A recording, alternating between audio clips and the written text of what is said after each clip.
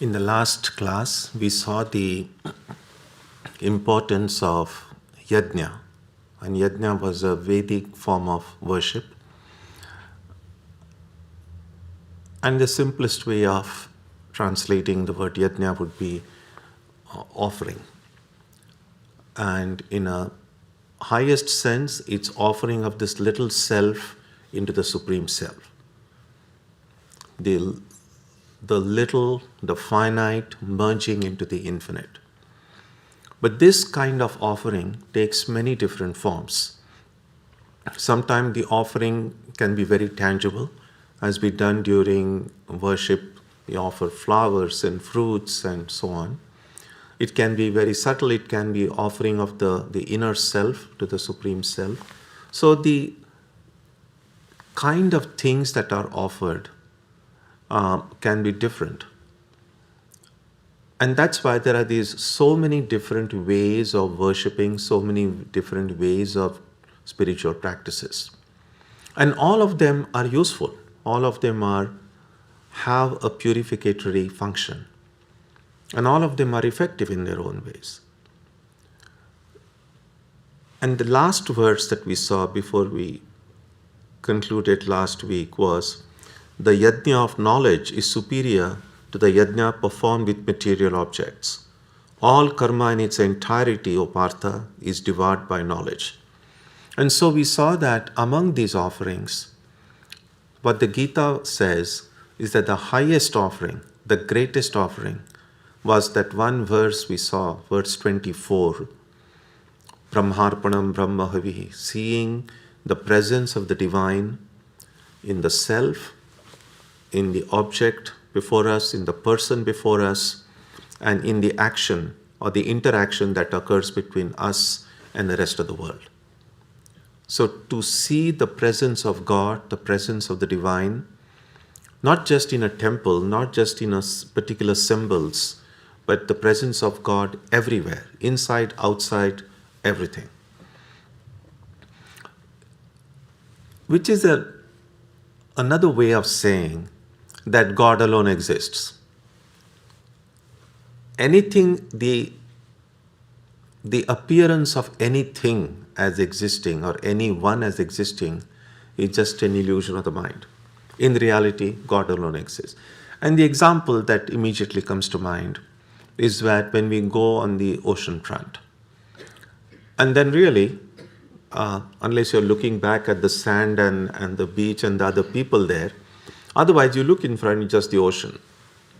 But then, we don't just see the ocean. We sometimes then like to think, oh, there are these waves, and this is the bigger wave, and it's a smaller wave. So, inside the ocean, we see so many differences. But reality is, the ultimate unchanging reality is just the ocean. Waves will come, arise, and subside, but the ocean remains. Now that's a kind of a general analogy for this reality that will always remain. It can be, and each one of us, each of these forms, either of the living or the non-living, are just different waves in this huge ocean of existence. So if we don't get distracted by these forms, because it's not just getting distracted by forms, as soon as we see some distinct object or a person, we don't simply see, we always react. And it's this our reaction to things that binds us, so to speak. Because simply seeing, just as the camera, if a camera were next to me here, the camera would be simply seeing. Camera doesn't react. But in a way, well, this is a kind of a God-given camera we have in our eyes. But this is different in the sense, this reacts. So when I see people, I'm not just seeing them, I'm immediately categorized in my mind, like, I know this person, I don't know this person. Or this person is this and that person is that. Or this world, it's very cold today or it's very warm. We are continuously reacting. What we are seeing is not really the world. Really, we are just seeing our reactions. So in that sense, everyone is living in our own little bubble, the way myself is reacting to whatever experiences are coming from outside. What is exactly happening outside may probably remain forever unknowable because I'm just seeing my reactions to it. And what this yoga of knowledge really means is, can I stop reacting and just observe? And if I stop reacting and just see, I will see that it's just one existence. And that perception, so much of our biases and prejudices that we build over time in our mind are just seeing differences. Just imagine, if we just stop seeing differences, we'll already feel liberated. So much of us kind of get weighed down just by these biases, prejudices, which generate different kinds of emotions, whether it's anger, love, hatred. Everything just filled in. It's just too much. But if we just see one, then we already feel a sense of freedom. Now that is something that this yoga of knowledge does. That Brahmarpanam Brahmahavit. Go back to that verse 24. It's a verse that we chant every day before meals at the Vedanta Society. And that is really the yoga of knowledge, Jnana Yajna. And what this verse that we saw last time, verse 33 said, this Yajna of knowledge is superior to all the other yajnas, which often require material objects. And so now these verses that we will see today glorify and speak about that knowledge that looking or seeing the same reality, the divine reality inside and outside, what does that knowledge do to us, how it can help us. So let's look at verse 34. How is that knowledge acquired? Tat vidhi pranipatena pariprashnena sevaya upadekshyanti te jnanam jnaninas tattvadarshinaha. Get that knowledge through prostration, service, and questions. The wise who have experienced the truth will instruct you in that knowledge. So 3 things are mentioned here. Pranipata means prostrating, serving, seva, and getting one's questions answered or resolved means pariprashna.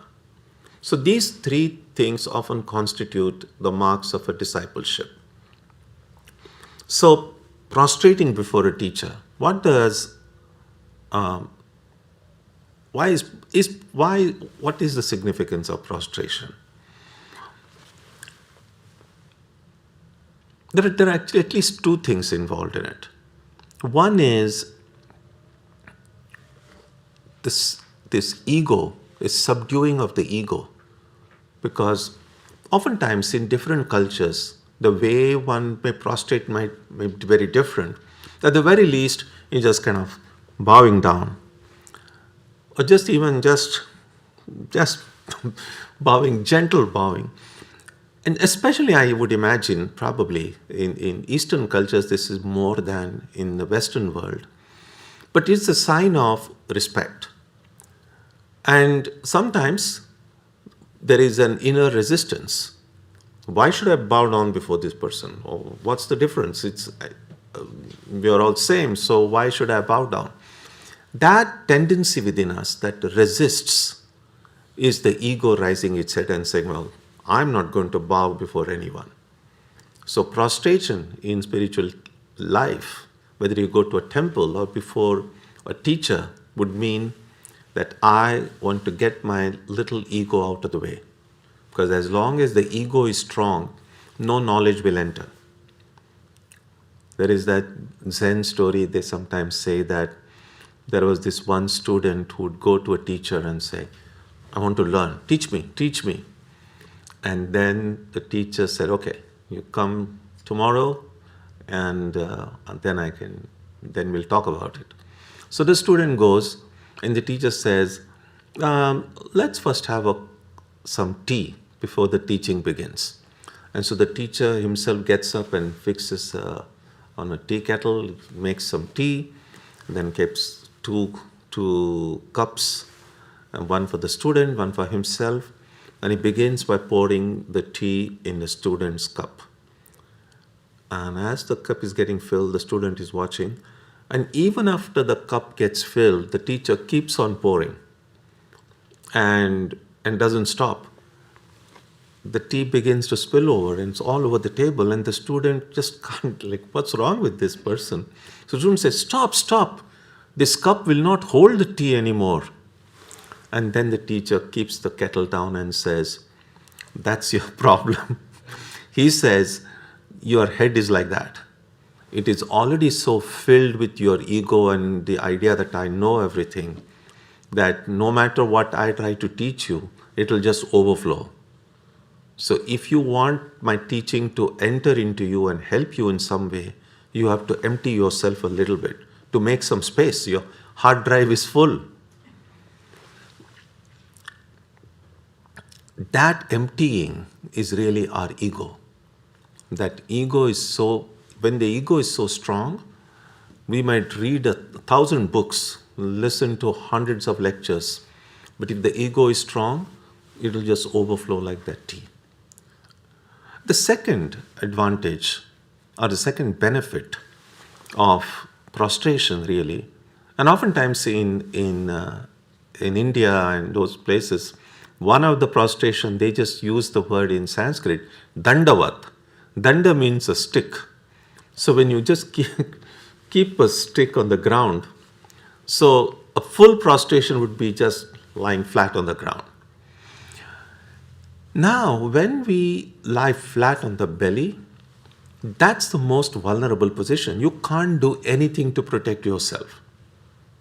So we will do that only if we completely feel safe, that we don't feel threatened by anything.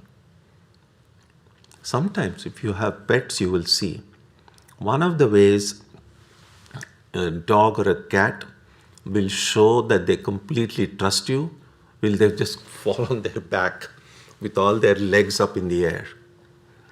And now, I don't know whether cats and dogs think so consciously about, now I want to show I'm not threatened. I don't think I don't know. But the way, at least our human way of understanding that, is to show that because these four-legged creatures, if they are lying on their back with all their legs up in the air, that's very vulnerable. They can't protect themselves. But by doing that, they're just saying, I trust you. And so for human beings, it's just the opposite. You go on your belly. And so that's another one symbolical way of saying that I completely trust you. So that's the significance of prostration. Service. Again, who serves? It's again a subduing of one's ego, whichever form of service is offered. And of course, questions. We should never feel hesitation in asking questions. But questions, in order to find an answer to it. And so it's good to, as I've said sometimes, many times before actually, that it may not be a good idea to just immediately a question comes to the mind and just ask it. Sometimes it is helpful to just sit with the question for a while, to kind of let it revolve in our head for a while. It's possible that if we allow some questions to remain inside, we might find an answer on our own rather than somebody telling us that answer to us. And if we find an answer on our own, it's such a great, it's almost like it's discovering. It's any discovery makes us so happy. And once we kind of find an answer, and then of course we can still go to an authoritative, authentic source to verify that the answer we have hit upon is true or not. But it's good to work a little bit. There was some article a few years ago in the Atlantic, if you have read it, it was titled, "Is Google Making Us Stupid?" Today we probably need an updated version, "Is AI making us stupid?" Because there is so much of a temptation, because the information and knowledge seems so much at our fingertips, that as soon as some doubt comes, immediately go type it and say, and then say what the Wikipedia says or what this says, which is good, which is helpful. But oftentimes we will see just this easy accessibility of information makes us think that it's not necessary to retain that knowledge within, because it is so easily available. And so we might find an answer, immediately feel satisfied, now I know it. But maybe if I haven't allowed that question to kind of marinate in my mind for a while, after a week, if that similar question comes in the mind, I might again go to Google and find an answer, because I may forget it. And so one of the qualities necessary in spiritual life is the ability to live with a few unanswered questions, some unresolved doubts. They will remain somewhere in the corner of the heart. And oftentimes, life itself will teach us. Many of those questions will get answered on their own. And yes, so that doesn't mean we should never ask questions. But asking questions is always helpful if we have allowed them to remain inside. And one other thing is,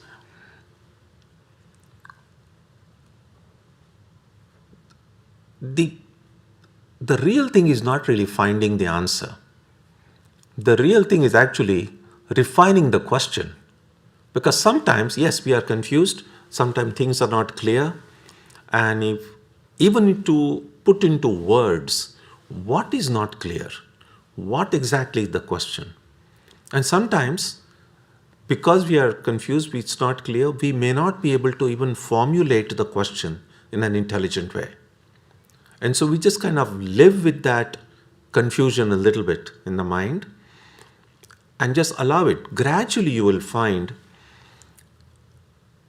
before knowing the answer, I will first need to know what exactly my question is.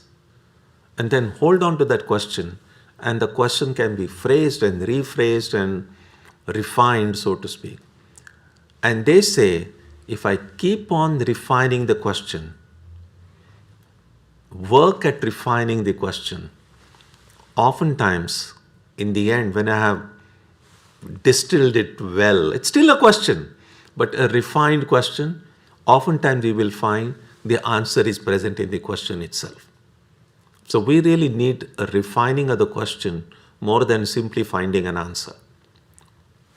So these three things: get knowledge through prostration, service, and questions. The wise who have experienced the truth will instruct you in that knowledge. So it's important. They didn't say simply the wise will instruct you in that knowledge.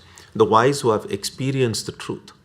And it's important because sometimes reading a lot of books or listening to a lot of lectures or podcasts or audiobooks, we might have a lot of information.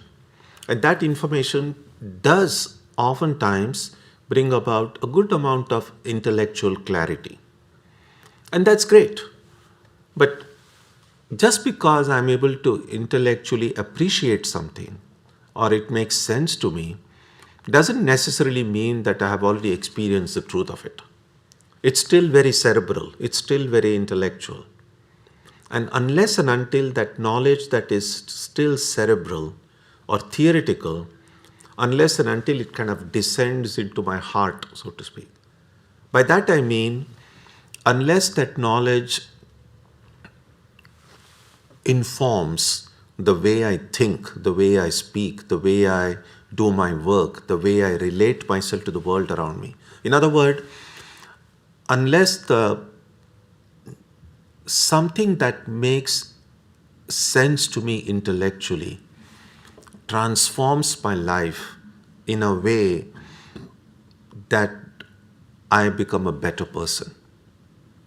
That I can look back at my life and say, I'm now a better person than what I was a year ago or 5 years ago. If I feel that I'm a better person, the way I think, the way I react, the way I deal with the situations in life in a more mature way, and if I'm able to do it well, better than I used to do it before, then I'm doing something right. But if I find no, 5 years ago I was a much better person than I am now, then I am something wrong. We need that. That's very healthy. Comparing ourselves, my present self, with myself 2 or 5 or 10 years ago is a good comparison. A very bad kind of or very unhealthy comparison would be comparing me with other people. And that's what everybody does. Oh, this person is like that and I'm like this. Doesn't help. Everybody is on their own life journey. We know very little about other person. We know very little about our own selves. So everyone is operating with very limited data. And so good to focus on oneself, because at least we can say, I would like to know more about myself so I can become a better person. And therefore, only when that knowledge, which is cerebral, reaches here, then I actually experience it. If I experience the truth of it, then it transforms me, makes me a better person. Because sometimes it's possible to do a PhD in the Gita and write hundreds of books on the Gita, and yet I go about my day-to-day life with nothing actually changed my life the way Krishna wanted us to do. And so this is very important. So verse 35. Yajñātvā na punarmoham evam yasyasi pandava yena bhutanyasheshena drakshasyatmanyatho mai. Knowing which, O Pandava, you will not be deluded again like this, and by which you will see everyone and everything in yourself and in me. Clearly, we know that the Gita teaching begins with Arjuna's delusion. You know the historical context of it. He is confused. He doesn't know what to do. So what Krishna is telling him is, once you get this knowledge through doing that jnana yajna, trying to see the divine inside and outside, and getting instructions from a teacher, a wise teacher, being a student of a teacher, then you will not be deluded again the way you are deluded now, and by which you will see everyone and everything in yourself and in me. In yourself really would mean, this is what in a very, we might say that at least what is the difference between sympathy and empathy. That yes, it's good to feel sorry for someone who is suffering maybe, and out of compassion do things for others. But then it's also good to pause and say, who are these others? Who is this other? When we read in the teaching, love thy neighbor as thyself, a similar question can come. How do you define a neighbor? Just the person who stays next door? And that is, if somebody stays down in next block, I don't care for that person. Only the person next to my house. Or is the neighbor, how the definition of neighbor can be expanded. And similarly, empathy would mean not just I'm feeling compassion for others, but can I see myself in other people?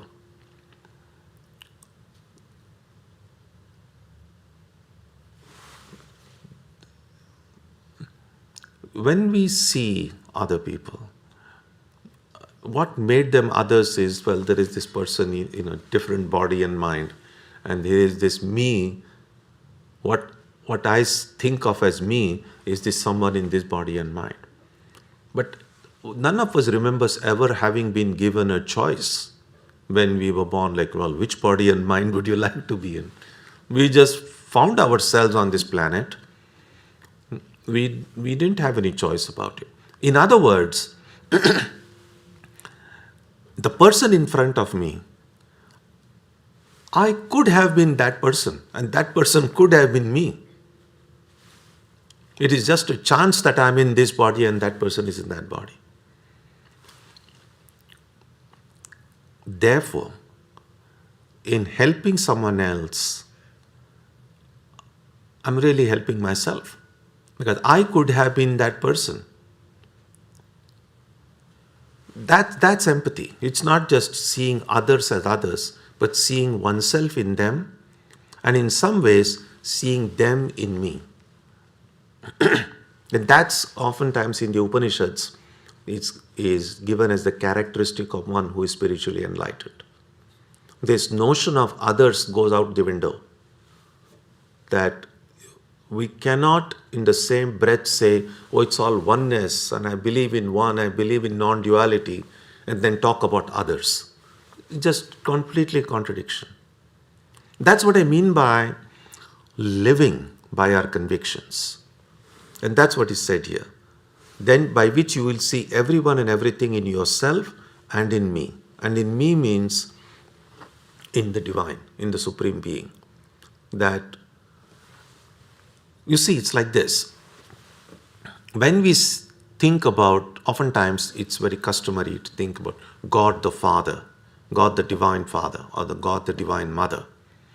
And if God is mother or father, and it's very, you find in poetry, you find it in songs, you find it in different ways, like we are all God's children. God is the source and we have all come from God.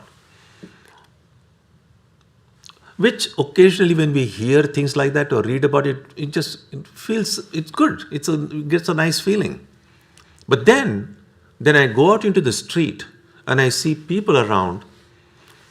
How often do I remember? I'm just seeing God's children everywhere. Very little, if at all we remember that. And that is because I'm not able to see myself as a child of God. The more I remember that I'm a child of God, the easier it will be for me to see others as children of God. But because I'm able to see myself effortlessly as a human being, I have no problem. I just see others as human beings. So it's so effortless. But if I can effortlessly see myself as a child of God, then I'll be able to see. So what I see in myself, I project outside, and vice versa. And that's what Krishna is saying here.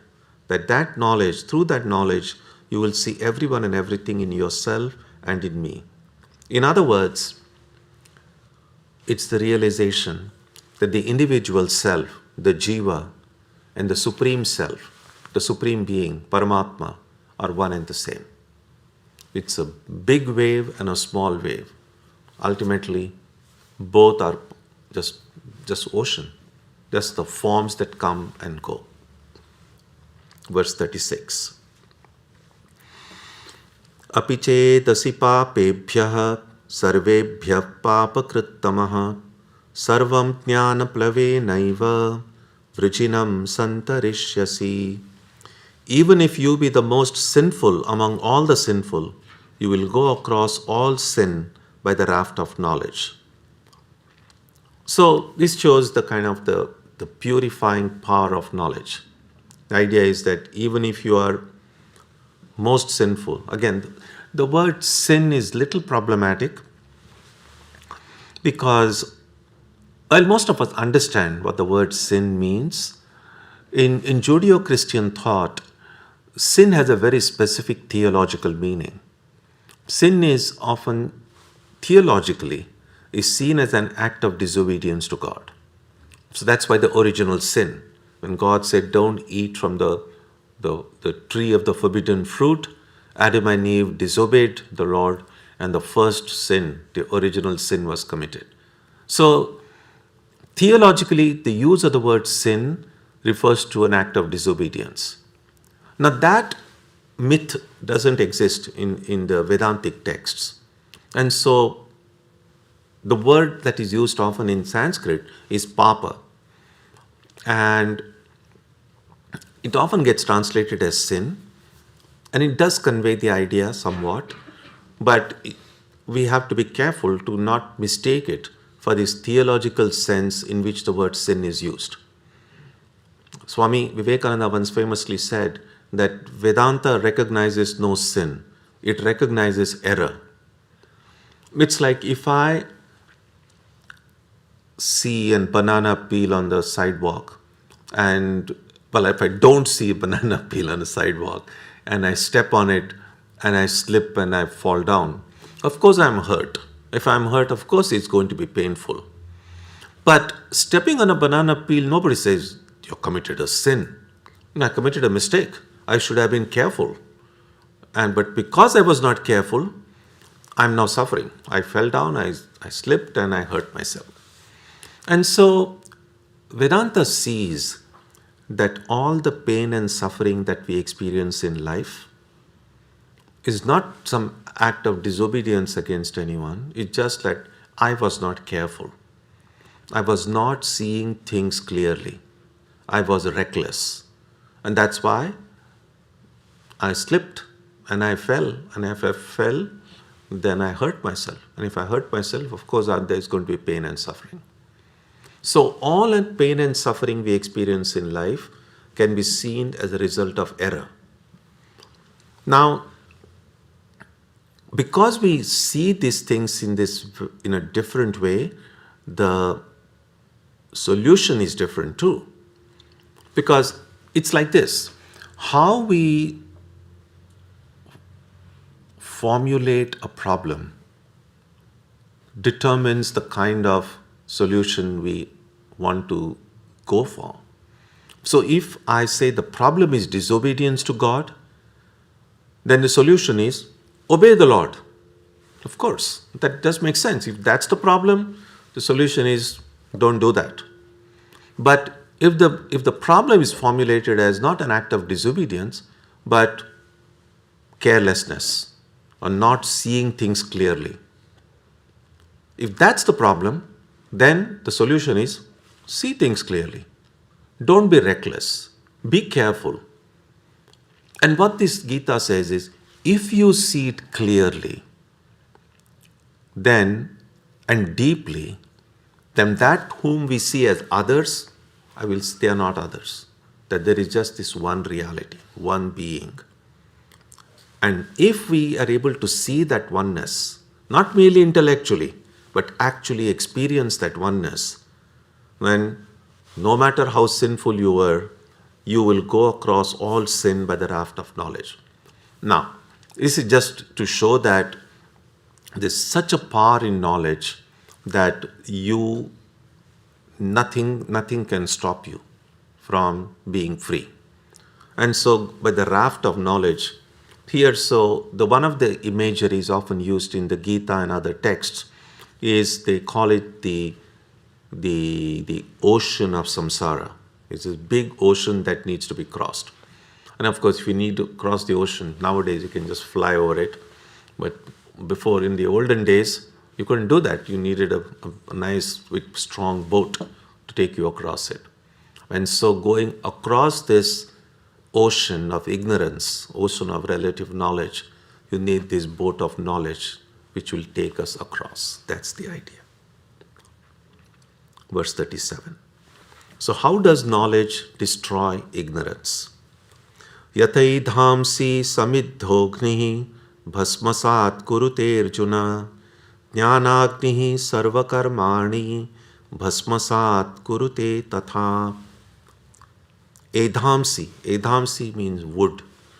O Arjuna, just as blazing fire reduces wood to ashes, so does the fire of knowledge reduce all karma to ashes. This verse gets quoted very often, that just as fire, you have enough fuel in it and it will just reduce it to ashes. So similarly, knowledge destroys. Now, obviously, not literally, because ignorance is not like some wood or anything. What it means is that knowledge, ignorance, ignorance itself, you may say, well, why is ignorance a problem? We often speak about ignorance being bliss. So it shouldn't be a problem really. But ignorance is bliss only for a while. But after a while, it raises its kind of very painful face in front.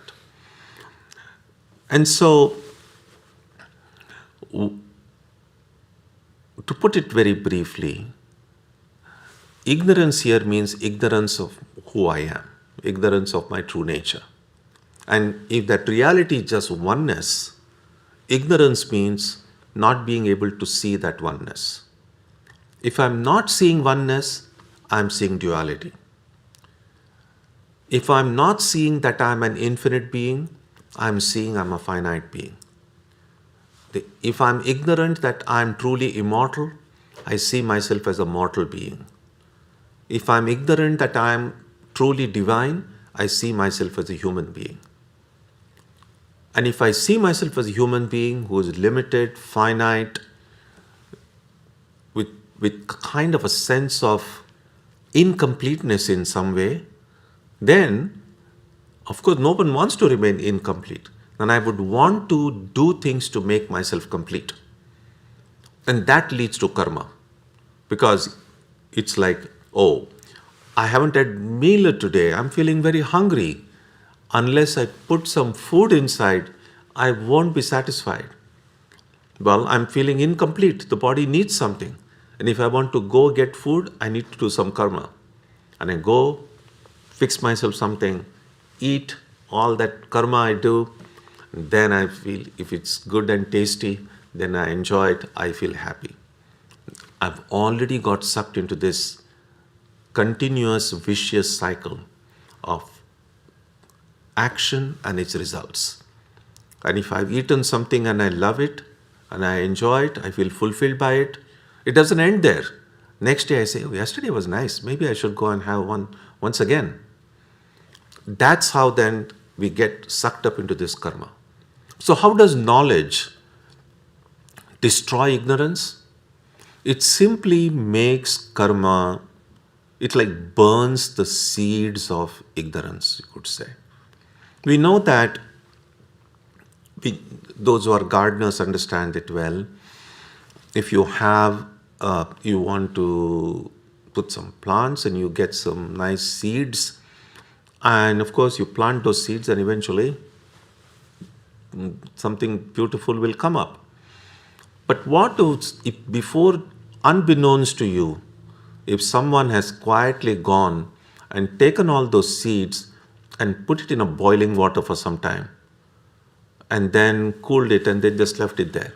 The seeds haven't changed. They look same, but now nothing will grow out of it because that the life in that seed is gone.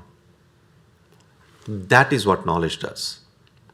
So, if karmas are seen as seeds that will in time lead to joy or sorrow, what knowledge will do is it kind of makes those seeds non-effective. And that's pretty simple, because in order to do karma, you need an agency. You need a karta. You need someone saying, I'm the one going to do it.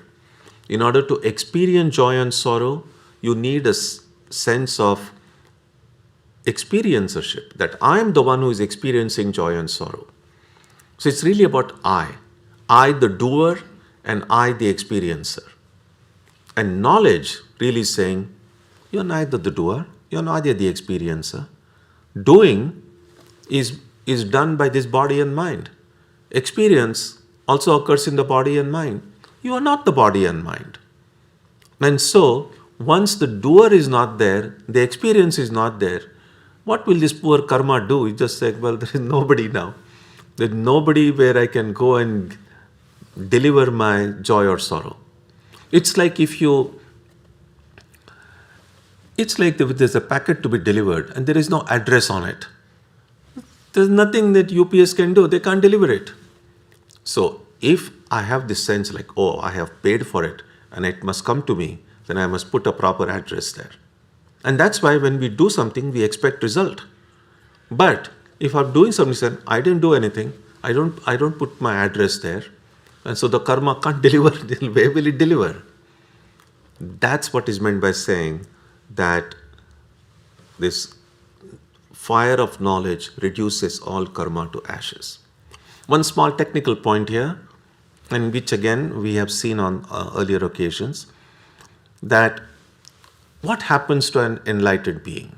Enlightened being, knowledge comes, all karma is reduced to ashes. So, what happens to such a person? Because the body and mind are results of ignorance, as soon as knowledge comes and everything is burnt to ashes, the enlightened being should just disappear in a whiff of smoke or something, like in some Harry Potter movie or something like that, or like a wizard. That doesn't happen. We see these enlightened beings continue to live and move and teach, and in fact it's good that it doesn't happen. Otherwise we would never have had enlightened teachers at all, because as soon as everybody become enlightened, they just vanish. And so because we see that these enlightened ones continue, Krishna was of course among the greatest among these enlightened ones to teach. Like all these great teachers and prophets, the Buddha, Jesus, and all of these, Shankaracharya himself. So they continue to live and teach. And so then we need to find some explanation. How come even after getting that knowledge, they are still continuing to dwell in this body and mind? And that's where the idea of prarabdha comes in. That the karma that gave rise to this body and mind continues to function even after enlightenment. And the example often given in these old texts, and that time there was no automobile, so the examples were about chariot and things like that. So if there is a fast moving chariot and one of the wheels comes out, the chariot won't come to an abrupt stop. That momentum will carry it forward for some distance until eventually, of course, it will stop. So that is the explanation that they give, that when a person becomes enlightened, the momentum of the karma that has generated this body and mind will take the body and mind for some time until eventually it stops. And that's how these enlightened beings continue to live. And that's why the idea is that this one karma seems to survive for some time even after this highest knowledge. So we will stop here today. So if you have any thoughts, ideas, and some of the questions that have been in your mind for a while, you can ask. Yes. Swamiji. Swamiji, we say that all is one, God only exists, but how do we not react to the good and bad that we see when we're taught to practice viveka and look deeply at... Yes, sure. Yeah, good question. As long as we are seeing good and bad, of course we'll react to it, and we should react to it. And the best reaction to this, if this something is bad, I want to have nothing to do with it. So the more I'm able to eliminate the bad from my life, the kind of destructive, negative way of thinking, doing, and so on, and everything I see good, then I can say, this is something I must imbibe myself.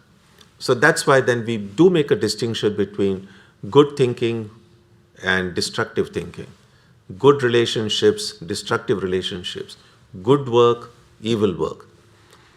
And we avoid evil, we try to eliminate it, and we try to do what is good. And if we do it sincerely, with consciously, then eventually we will be able to eliminate most of these destructive elements from our life. And then we are left with good. The question is, what do we do now with this good? And it is there that that discernment comes in. One way to think of that, which many people do, is that, well, I've done so much good, and that I need some reward for it, this goodness, all this goodness that I have done. And of course, ultimately that reward will be, I can go in heaven and live with the Lord eternally. And so some people then take that good, it's like winning a lottery, and then saying, well, I want to now live my life, and I can go to heaven and live my life. But of course, every time, every enjoyment I have in heaven, you're paying from your bounty. One day, maybe depending on how much you have won in your lottery, maybe you can live there for a longer time. But eventually, it's not an infinite amount. It's still a finite amount. And one day in heaven, you go and say, I'm going to have some great breakfast. And then they say, there is nothing in your card. Your account is gone. And then, well, what do I do now? Well, go be born again now. So that's one thing some people can do with all the goodness they have. But then those who are spiritual seekers will say, good, I've eliminated all the evil, I have all this good thing. Now this has become a burden to me. So now I'm just going to say, I don't want it. And if I have this strength to say, I don't seek the rewards of all the good things I have done, it is then I become free. It is then I can even understand what oneness means. Because in the beginning, I'm seeing good and bad, I'm seeing good and evil. I'm not seeing oneness, and that's fine. No one sees oneness right away. But even when I see duality, I should know how I should deal with it, what I should do with it. So, avoid evil, do what is good. But then that goodness, the example often given in the text is the distinction between a gold chain and a rusted iron chain. And so, apparently it might seem, well, I would love a gold chain, but it's not a chain you put in your neck. It's a chain that binds you.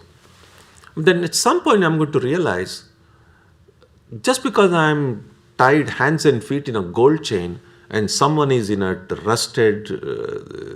rusty iron chain, doesn't make me feel happy. Both of us are equally bound.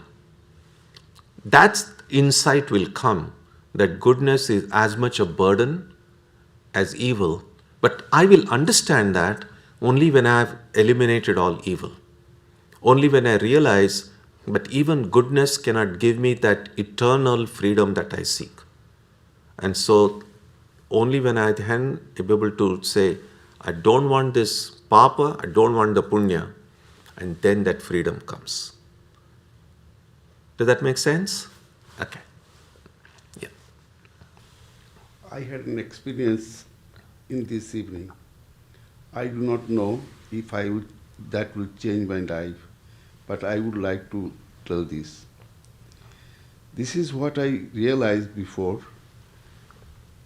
When I come here and listen to this speech, I get an answer which was bothering me. I was very perturbed before I came here, and then I heard that do not react.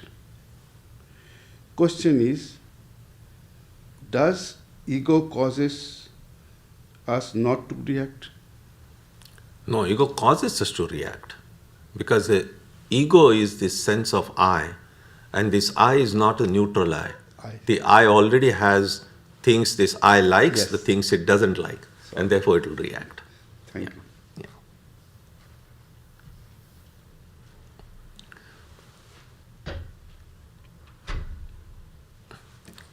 Okay, so we will stop here today, and when we meet next week, we'll begin with verse 38.